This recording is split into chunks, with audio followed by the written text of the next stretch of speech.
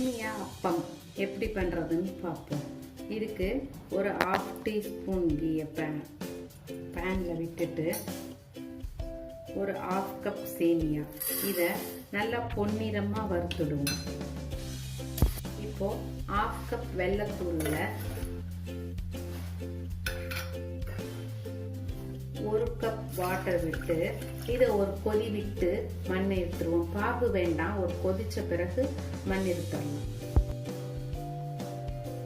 இப்போ வெல்லம் கரைஞ்சி எடுத்த பிறகு அதை அந்த சேமியா வறுத்து வச்சிருக்கோம் இல்லையா, அதுல இந்த 1 கப் வாட்டர் வெல்லம் கரைய விட்ட அந்த வாட்டரை விட்டு சேமியாவை மூடி போட்டு நல்லா வேக வச்சிடுவோம். இப்போ சேமியா வெந்த உடனே ஸ்டவ் ஆஃப் பண்ணி இறக்கிட்டேன். இதில் சிறிது ஏலத்தூள், மசிச்ச வாழைப்பழம், ஒரு வாழைப்பழத்தை மசிச்சிருக்கேன், அந்த வாழைப்பழத்தை இதில் போட்டு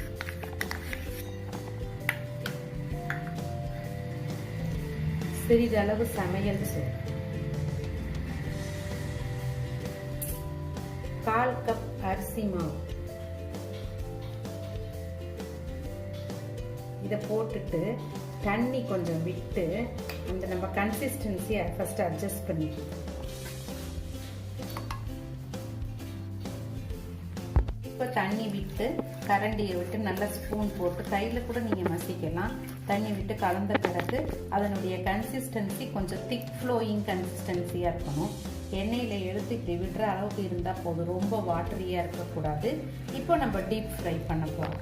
இப்போ எண்ணெய் காஞ்ச பிறகு இந்த மாவை ஒரு சின்ன கரண்டி போட்டு அதில் எடுத்து நீங்கள் எண்ணெய் நிதானமாக காஞ்சிக்கணும். அடுப்பு வேகமாக எரியக்கூடாது, இல்லைன்னா கருகிடும். அதனால் நிதானமான சூட்டில் போட்டு எடுக்கணும்.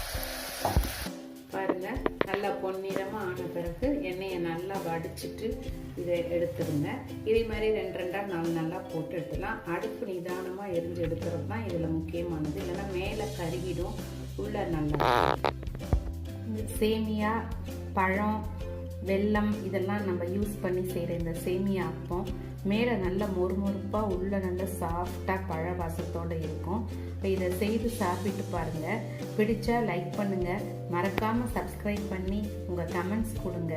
நன்றி, வணக்கம்.